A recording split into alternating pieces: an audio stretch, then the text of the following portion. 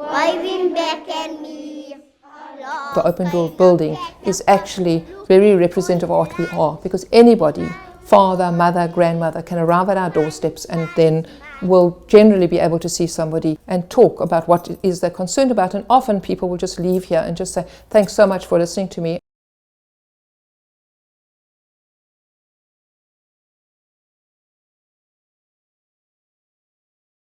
There was an increase in squatting activities in 1986 because that's when the pass laws were abolished. When the pass laws were abolished, people came with their families.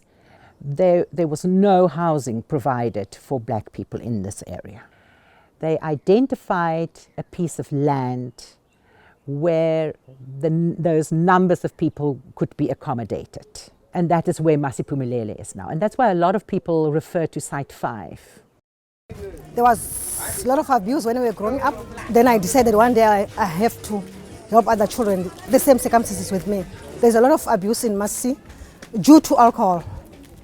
So we are there to protect the children. We lived in York Terrace, Cardiff Road, York Terrace, and the mountain was right there with the waterfall gushing. We played there as children, but it was taken away from us. I was born in Noordhoek and we were forced removed to Ocean View. They had to live with this whole thing of going, to another place that was totally different from their place that they were removed from. And I suppose the origin comes from the fact that they already felt disempowered. And with that feeling of no confidence, that's one thing I found. Even the kids had absolute no confidence. When they speak to you, they speak down. There is no respect today. It's not anymore your child is my child. There's nothing here in Ocean View that encourages our children to do something different. BDP, also known as the Open Door in Ocean View, is a registered and designated child protection organisation.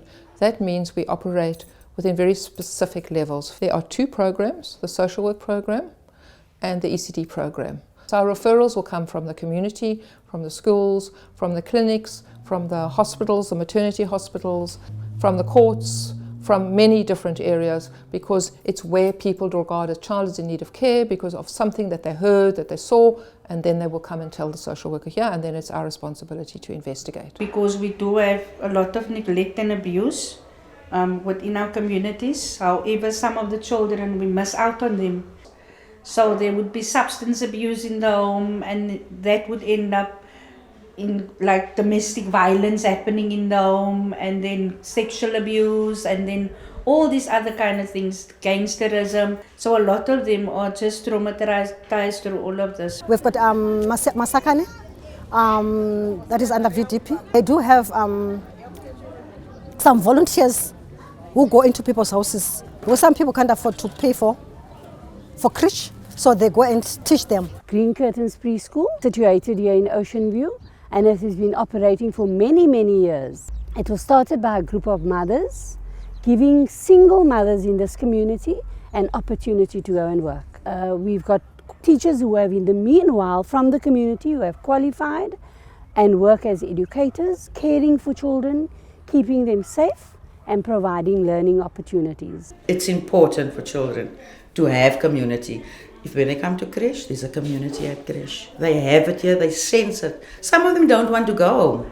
It is here where I found the less privileged kids coming and asking for food, and they were hungry. Some of them came running because they were punished with both hands being put onto the stove. Where it all went wrong in Ocean View is this whole thing with taking your burden to the alcohol.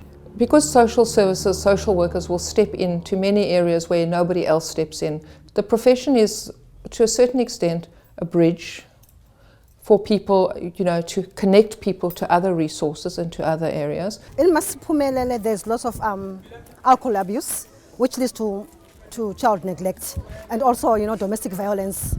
We monitor the situation, and if we see that the children are at risk, we have to remove the children. And then we go to court, and after court, we put the child in a temporary safe care, and so that we can complete our investigations, maybe for 3 months. And when you see that there's no family member, then the children are put in children's home. But first, it will be family first before children's homes. Because we are working with children, we are then obviously working with the families. So that would include domestic violence, whatever else is happening in the environment, drug abuse, unemployment to a certain extent, removing women to shelters with their children. But our focus here is always in the best interest of the child. That's our mandate. Particularly if it's going to become a case through the courts, we would want to remove the perpetrator, not the child. Why should the child go through the trauma of abuse and be removed out of their home? We feed over 300 children. Then the social workers will come here and they will put their children on our feeding scheme. Now in lockdown especially, with parents that is out of work, and most of our parents is from Cape Vineyards, to the parents and to their child. This is the only feeding they're getting. Our aftercare is from 6 years old. The child must be on school to interact with whatever program. We're currently in the COVID crisis. There's a huge lack of food in many families, because people are not able to work or to earn any money. So that impacts more. So a lot of our focus over the last couple of months has been around feeding children, as well as vouchers in both communities, and actually then looking for those families that don't get the grant, won't get UIF, can't apply for the COVID because they don't have any papers.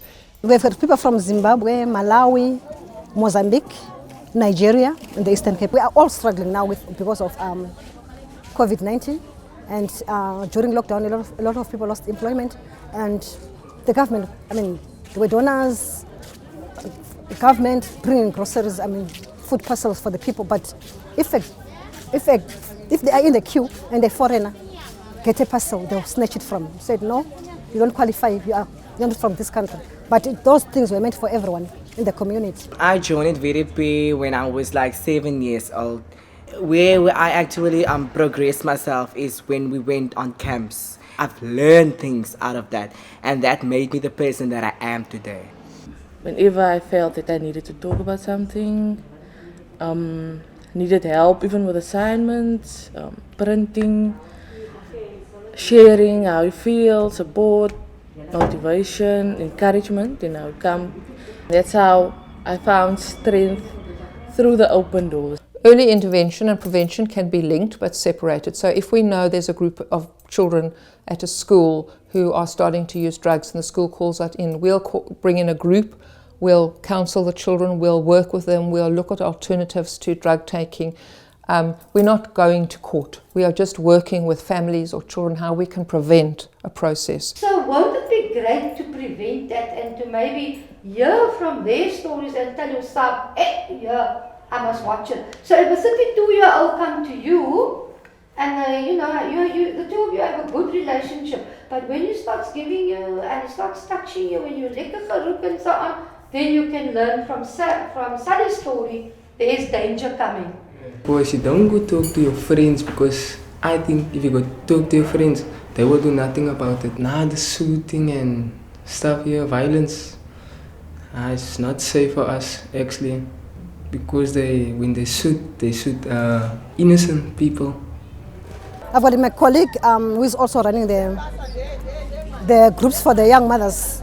They come to the office with their children, and then she teaches them to do things on their own, like even knitting, making toys for their children, homemade toys, parenting skills. What many people are just looking is actually somebody who believes in them, somebody who thinks they can be different, some kind of emotional, some place where you can actually come and talk to somebody, and that's what we're providing. A child belongs with their family, a child belongs with their mother, a child belongs with their father.